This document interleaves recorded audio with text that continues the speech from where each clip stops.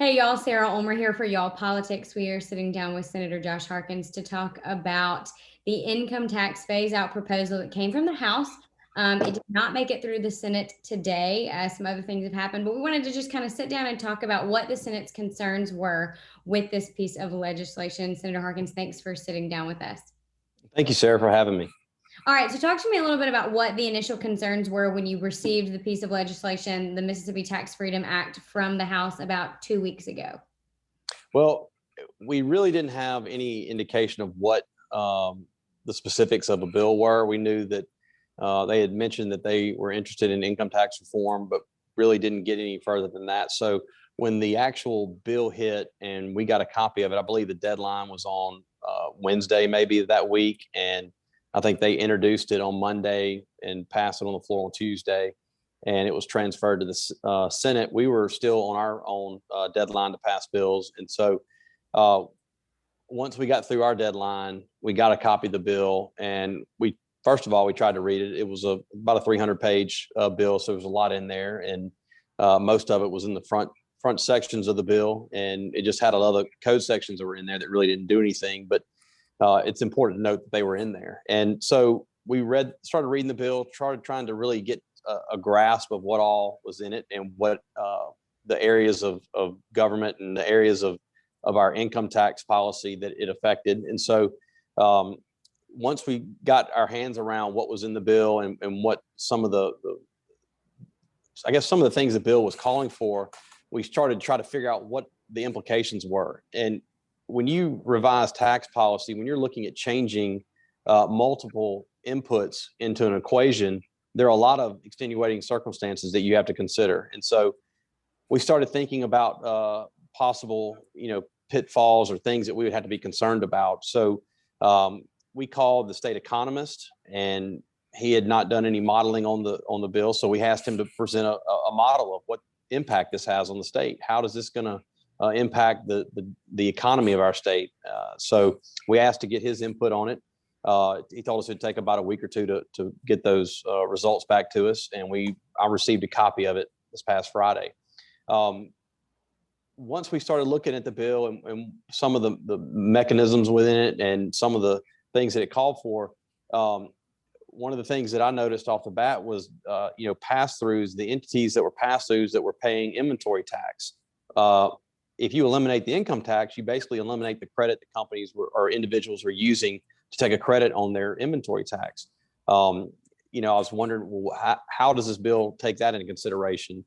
One of the things that was also brought up was the concern about some of the other things that we promised companies that when they come here and they're going to bring 2,000 jobs, we're going to give a income tax rebate based on those new jobs. Well, if you eliminate the income tax, there's essentially a void, and these companies that were promised a rebate, where is that going to come from? That's going to come from the general fund. Same thing with making cities whole on grocery tax reduction. It's not just the elimination of the actual amount of revenue that would be coming in from 7 to 3.5%. It's the additional 18.5 cents of every dollar that you're going to have to make up to make these cities whole, which the bill called for. So, there's just a lot of questions. And this wasn't just a simple, we're going to continue to eliminate the 4% tax bracket, or we're going to, do X. It was a wide and vast bill that did a lot of things, and it touched a lot of pieces of our economy.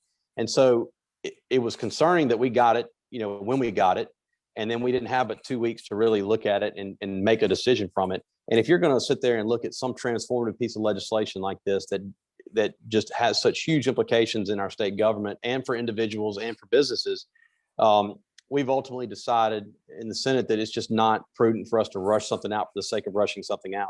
We're still currently paying off the 3% tax bracket, that we're still phasing it out and kind of taking in those costs with the 3% tax bracket. We're also phasing out the franchise tax, which is going to take another 7-8 years to get through. So we are cutting taxes. We're in the process of cutting taxes in a bill we passed a few years ago. Even if we pass a bill, it's not going to go into effect for another 2 years. The impact of a continuation of a tax cut is not going to take place this year.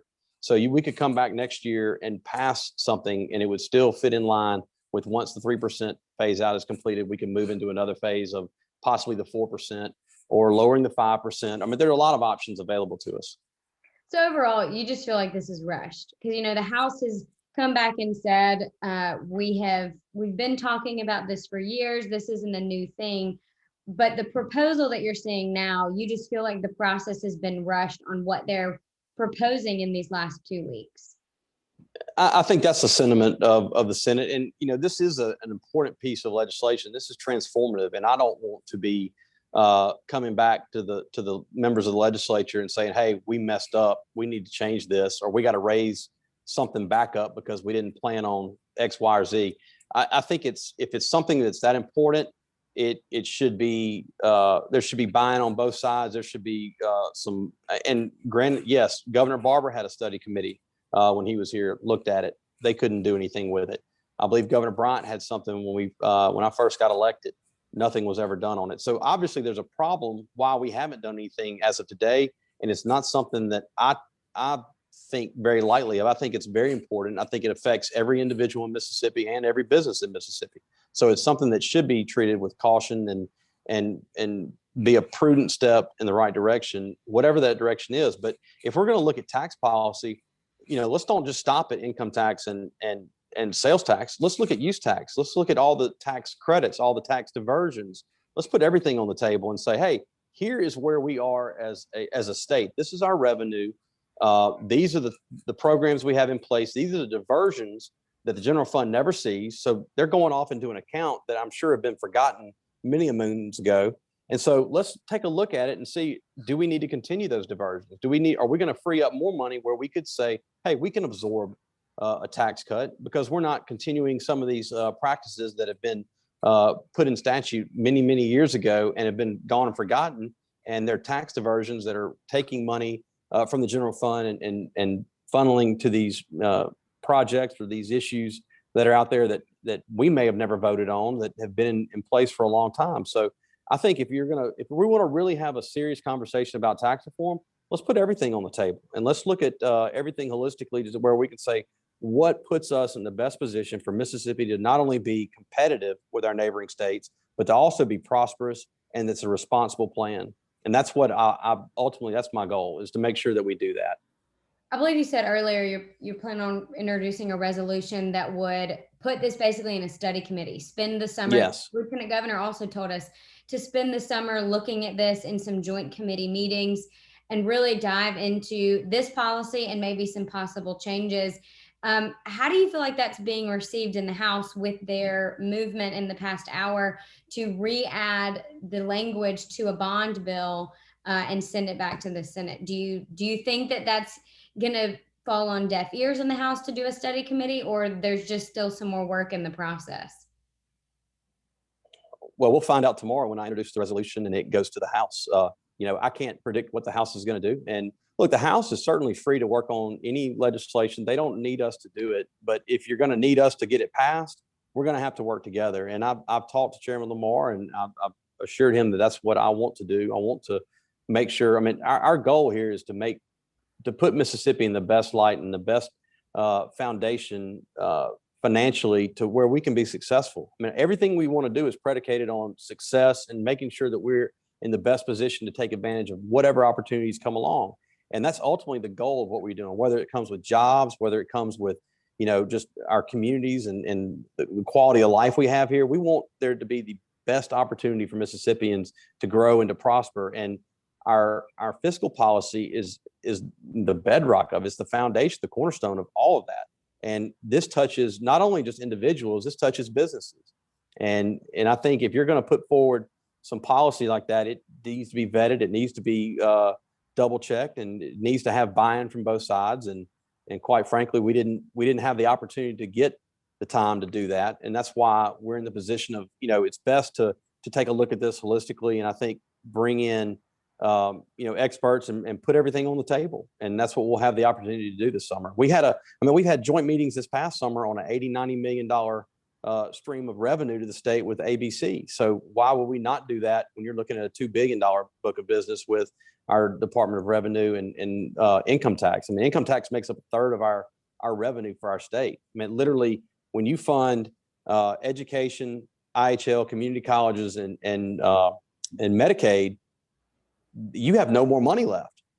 That other third of the money comes from income tax right now. And that's how you're funding Department of Public Safety, mental health, child protective services, DHS, your debt service, all the other things of government that are needed to make the world go round. Now, have we in the past, tried to find ways to be more efficient? Absolutely. We need to continue to do that. That's kind of a goalpost that never sits still. You're always trying to make sure you're doing right by the taxpayers and not wasting money. But I think that it's very important for us to get it right and to get it right the first time. And the fact that we're still phasing out the 3% income tax bracket gives us the time to come back and look at something next year and pass something and put it in right behind the 3% phase out. Right. Senator Harkins, I appreciate you taking the time to talk with us today a little bit about the Senate's position on this issue. I'm sure there will be many more conversations coming up over the next 2 weeks. Thank you very much. I appreciate it, Sarah. Thank you for having me. Thanks, everybody, for tuning in. You can find out more about this issue and others on our website at www.y'allpolitics.com. I'm Sarah Ulmer.